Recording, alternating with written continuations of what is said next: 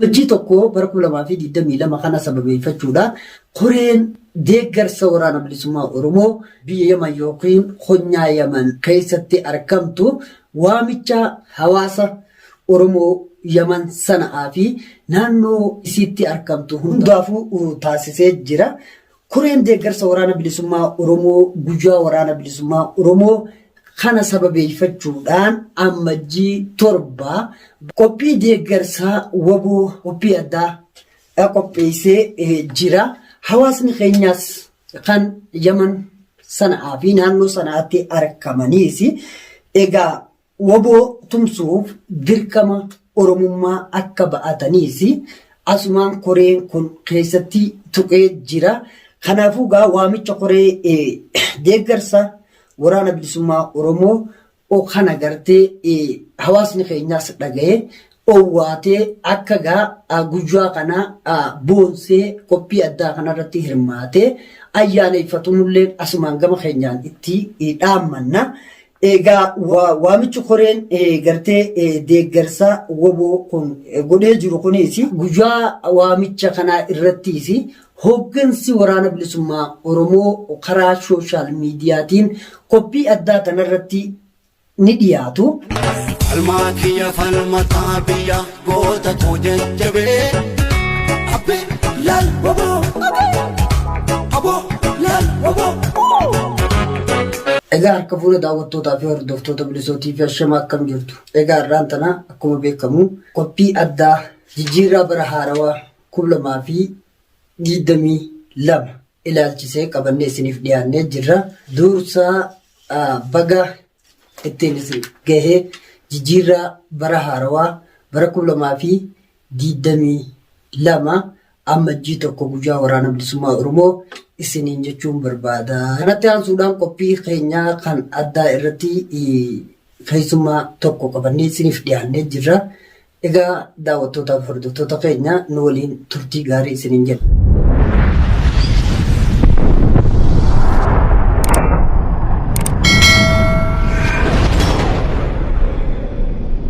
Hayyee baga nagaan waamicha keenya dhageessee gartee istiidiyoo bilisootiifitti nu argamte.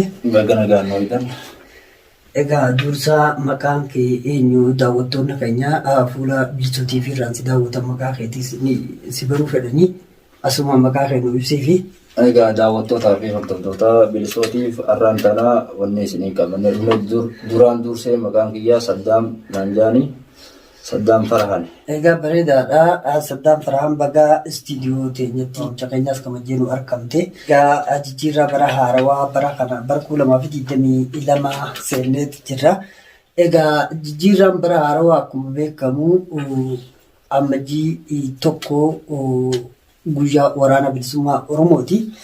Guyyaa waraana bilisummaa Oromoo kun akkuma beekamu akka addunyaattis dhaloonni Oromoodhaa keessattuu kabaranaa dachaa ta'uu gartee guyyaa akkaan jabaa fi dhaloonni Oromoo kan gartee kaleessaas gartee guyyaa kana kabajataa turanii. Haa ta'u malee har'a yeroo sadarkaa qabsoon deemtee guloola Oromiyaa hunda keessaa waraanni bilisummaa Oromoo tarkaanfiilee ajaa'ibaa gartee fudhachaa jiranitti guloolee Oromiyaa hunda keessatti faca'aa deemaa jiran kanatti uummanni Oromootis hawwiin eeggataa ture.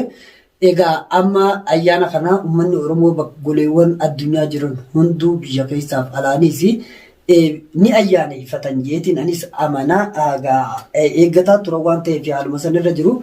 Meegaa dursaa guyyaa kana ilaalchisee uummata Oromootiin maal jetta? Egaa akkuma beekamu nuti ilmaan Oromoodhaa arraan tana akkuma beektanii nuti waraana bilisummaa Oromoo cinaa dhaabbachuun dirqama keenya waan ta'eef walirratti eeguun wal qeequu arraan tana immoo yeroo gartee wal qeeynu yeroo gartee qoboolin laannu hin jirru hamtuu diina keenya hamtuu nama keenya hamtuutu hunda isaanii addaan baafachaa waan jirruuf akka gaafa durattiitii miti aniifuu namni barachaa deemu jira qaroomaa deemu jira qarooma kanarratti immoo nuti kan alaatis kan biyyaatis kan iddoo adda addaa jiru waraana bilisummaa Oromoo cinaa dhaabbachuun dirqama keenyaa jechuudha.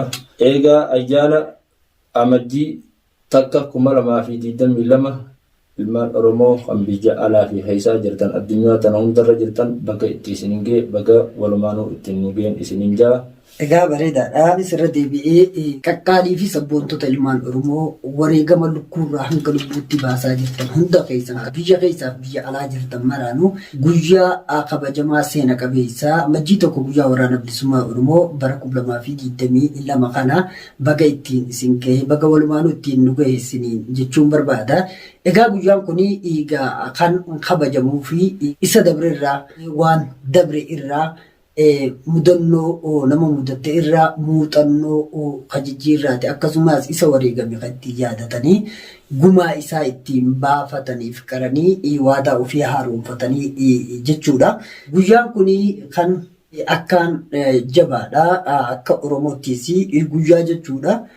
Dhaloonni Oromoodha waraanni bilisummaa Oromoo qabsaa'onni Oromoo walumaa galatti qaqqaaliin inni lubbuun dabrees ta'e inni jiruus gaafa sanirratti wanti ta'ee guyyaa kana gartee seenaa dhaloota Oromoo yookaan ilmaan Oromoo jiraachisuudhaaf warraaqanii diinni dhabama gochuuf katattaafatu marfama diinaa keessaa diinaa waxalaa bahanii sadarkaa kanaan gahe guyyaan kun akka addatti dachaadhaan kan kabajamuu fi ayyaaneffatamu ta'uun beekamaadha. Haa ta'u ayyaana kana irratti yeroo ayyaaneffannu waa hedduu gartee ittiin of qaruu fi gartee laafni yookaan haalota duraan keessa turre caalaa jabaannee akka dhaloonni kun wal jabeessee waadaa ofii yookiin irboo ofii haaromfatee isa dabrees isa wareegame yaadataa isa gartee fuulduraa gumaa isaa baafachuudhaaf warraaquu fi akkasumattis ilmaan Oromoo addunyaa kanarra jiran biyya keessaa fi biyya alaa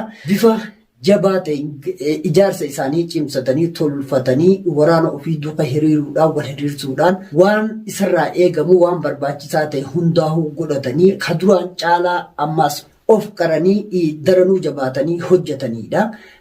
Kanaaf guyyaa kana keessa Oromoon kanaafuu bilisummaa birmadummaa walabummaa Oromiyaatiif akkasumas ifaa fi gammachuu Oromoo fi quufa dada nagayaa fi waan barbaadu hundaa'uu argachuuf hawwaa gara guyyaa kanaas bara kanaas bara akkasii rabbi nuuf haa godhu isiniin jenna.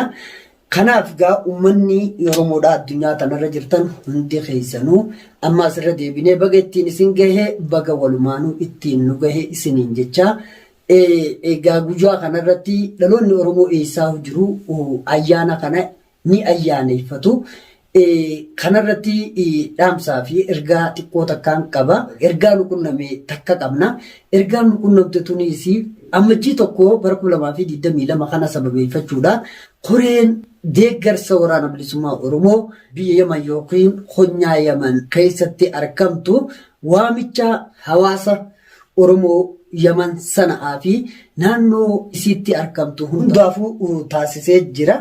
Koreen deeggarsa waraana bilisummaa Oromoo guyyaa waraana bilisummaa Oromoo kana sababeeffachuudhaan ammajjii 7 qophii deeggarsaa waboo qophii addaa qopheessee jira.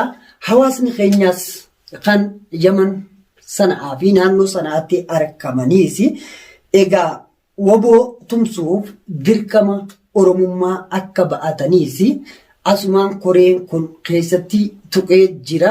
Kanaafuu waamicha koree deeggarsa waraana bilisummaa Oromoo kana gartee hawaasni keenyaas dhaga'ee owwaatee akka guyyaa kana boonsee qophii addaa kanarratti hirmaatee ayyaaneffatumullee asumaan gama keenyaan itti dhaammanna.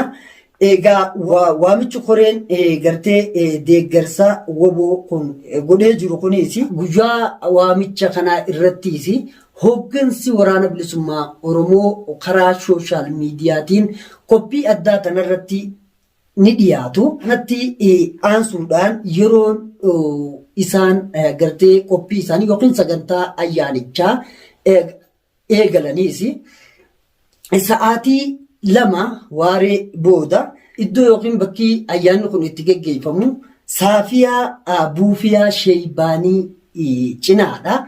Galmi yookiin saalaan gartee keessatti ayyaaneffatamuuf deemaniis kokkobban Haajis kan jedhamu odeeffannoo dabalataallee yoo barbaadanii gosa odeeffannoo saalaa kanaa asumaan kan isiniif kennu taha. lakkoofsi kuni torba afur takka 8 irraan isinii deebi'a. 7 afur takka 8 takka 3 kan birootis yoo kanaan ka dadhabu haalli danqaa ta'ee dadhabamu ta'eesi 7 takka 8 bilbiluu dandeessu. Odeeffannoo dabalataa yoo barbaadde ammallee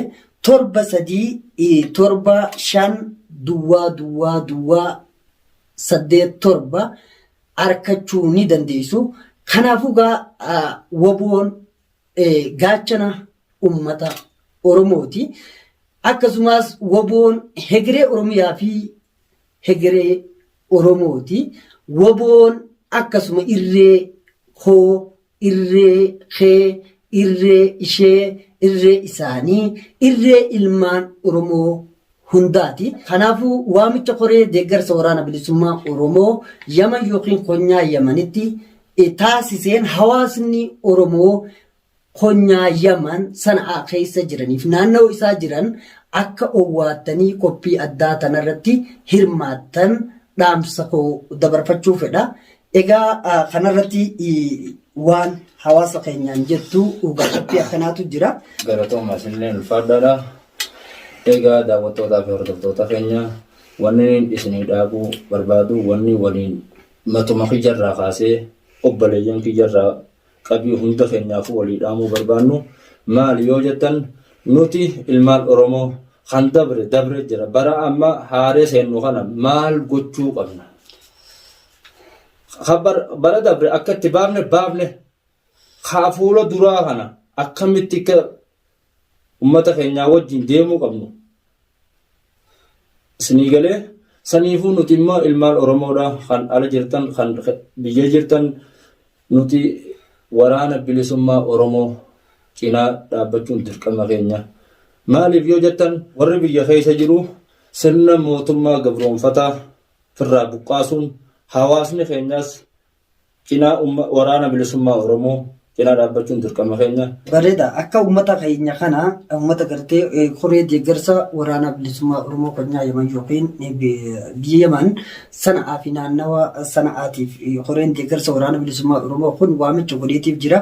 Uummata keenyaan hoo mee dhaamsi ati dhaamtuuf maal godhuu qaba uummanni keenya? Waamicha kana hoo akkamiin waachuu qaba? Egaa waamichi kun akkuma gartee lakkoofsa bilbilaatii fi asirratti isinii dabarsaa jirruun walii bilbilee waraana iddoon isii Saafiyaadha. Saafiyaatti argamuun dirqama keenya jechuun nuti ilmaan Oromoo kan magaalaa Yaman keessa jiru keessattuu warroon Sanaa jiran dirqama keenya achitti dhiyaachuun dirqama keenya isiniin jaa. Uummanni keenya Konyaa Yaman Sana'aa keessatti argamta. Waamicha koree deeggarsa waraana bilisummaa Oromoo Konyaa Yaman Sana'aa fi naannawa Sana'aatiif taasisa kana dhageessanii qophii addaa koreen deeggarsa waraana bilisummaa Oromoo Yaman Sana'aa fi naannawa Sana'aatii keessa jiraniif gartee uummata keenyaaf taasisaa jiru kanarratti uummanni keenyaas bifa ho'aa taheen irratti hirmaachuun dirqama Oromummaa fi dirqama dhaloota hundaati. Kanaafuu qophii addaa kanarraa akkan hafne hadaraa dhalootaa lafee ilmaan Oromoo dhiiga ilmaan Oromoo walitti dhaamannaa. Qophiin kuni qophii addaati.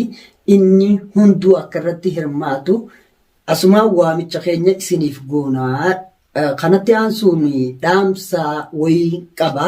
Dhaamsiin ani qabu carrumaa ammaa kana sababeeffadhee warroonni biyya keessa jiranis waraana keenya iddoo arganitti waan danda'an godhuu tumsuuf daandii itti akeeku isa kanarrattis akka jabaataniin dhaamsa koo dabarfadhaa. Kan kana bira kute dhalli keenya waraana keenyatti danqa ta'uun gaafatama seenaa gartee turii seenaa gurraacha ta'uu hubannee gaafatama seenaa jalaas akka bahuu hin dandeenyees hubannee maqaa ofii xureessuu osoo hin taane akka dhalootatti gabrummaan irra jirtu tana ofirraa faccisuudhaaf garaaf arra yoo nyaatte boruudhaan waan ta'eef qabsoo ta'e itichuu waraana kee jabeeffachuu daandii waraanni kee deemu hundattu kara hundattuu bosona ta'uun dirqama uummata Oromoo biyya keessaatiis je'eetiin dhaamsa koo dhaammadhaa jechuudha. Maaliif jennaani haalonni amma keessattuu baha Oromiyaa Harargee keessa deemu haalota gartee yaaddoo fi akka wal xaxaadhaa fakkeenyaa fi waraanni keenya waraanni bilisummaa Oromoo uummata Oromoo ka isa jaalatus ka jibbuus bilisummaa baasuuf lubbuu qaalii deebii hin qabne kennaati warraaqaa jira. Kanaafi gaafa waraanni bilisummaa Oromoo lubbuu qaalii deebii hin qabne siif kennee ka jaalatuufis ka gartee hin jaalanneefis gartee wareegama qaqqaalii kafalaa jiru bilisummaan tun ka dhuftuuf Oromoo hundaaf waan ta'eef danqa itti tahuun xurii fi yakka akka rabbiilleetti tahuu dhaloonni Oromoo hubatee isa kanarraa of qusatee ilmaan isaa waan dandahuun bira dhaabbatee kunuunfatee galii isaan itti ifaajjaa jiran gabrummaa bara dheeraa Oromoo tana gartee qoncorsaa jirtu tana ofirraa kaasuu yeroo teessan ammaan isinitti dhaammadha. Maaliif bifa ummataatiin ummanni waan qabu ni beeka waan godhuus ni beeka tana keessatti ammoo akka daawwititti of ilaaluuni waan nu hin ilaalle keessa seenuuni gaafatama seenaa tahuu hubannee ummanni keenya bakka jirutti irkoo tahee fi ummata keenya waraana keenya dagalchuu irraan kan hafe waraana keenya diina waliin gartee guusa oolee waraana keenyatti deemuun fafa akka Oromootti tahuu hubattanii akka irraa dhaabbattaniin dhaamsa koo dabarfadhaa. Egaa warroonni fiidiyoon tun bira geesse fiidiyoo tana sheer gootanii hunda biraan akka naa geessan anis dhaamsa koo asumaaniin dhaammadhaa. Egaa carraa kanaan fayyadamtee egaa dhaamsa yoo qabaatte akka Oromootti dhaammachuu dandeessa. Egaa akkuma obboleessa keenya bilisootiif isinii dhaamnitu jira. Nuti waluma gargaaruudha wanni biraa takka hin jirtu wal gargaarree wal dandeenyee waliin deemuu danda'u nurra jiraata. Egaa daawwattootaaf hordoftoota keenya dhaamsa kiyya kaniin isinii dhaamu deemu xumuruu yaana. Nuti ilmaan Oromoo kan magaalaa sanaa jirtan waamicha bifa oowwaatiin godhamaa jiru kana akka dhuftaniin isin ja'a. Egaa daawwattootaa fi hordoftoota keenya waamicha koreen deeggarsa waraana bilisummaa Oromoo qophii addaa qopheessee waamicha hawwaa isiniif taasisaa jiru kana uummanni Oromoo naannoo sanitti argamtan akkasumas iddoo waamicha kun taasifamaa jiru keessatti argamtan hundi keessanuu bifa ho'aa ta'een akka irratti hirmaattanii qooda dhaloonni fudhachuu qabu fudhattan isinitti dhaammadha.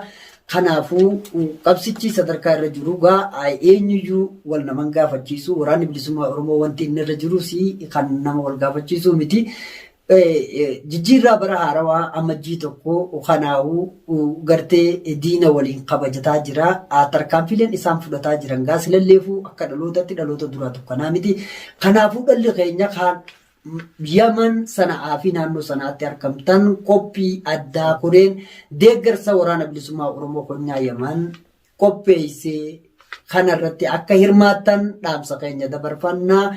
Egaa daawwattootaa fi hordoftoota bilisootii fi qophiin sagantaa keenya irraaf qabannee isiniif dhiyaanne asirratti goolabamaa qophiilee birootiin hamma walitti deebinutti bilisootii fi sheer laayik sabskiraayib gochuudhaan nu hordofuu hin dagatinaan isiniin jenna.